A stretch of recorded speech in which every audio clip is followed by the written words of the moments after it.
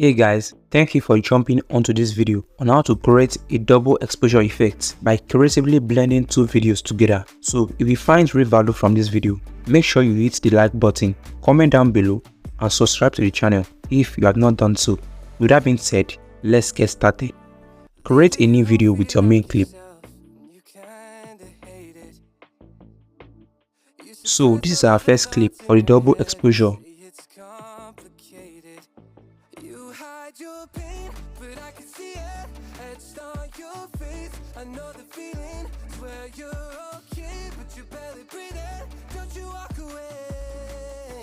Select PIP and overlay a fast moving traffic video.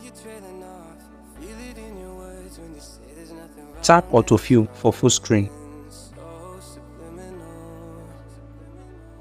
Scroll to blend and select color dodge. You can adjust the intensity to get the best results.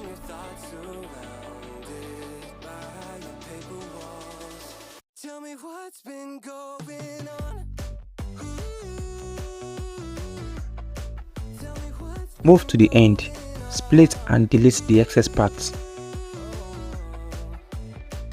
Let's see the final results.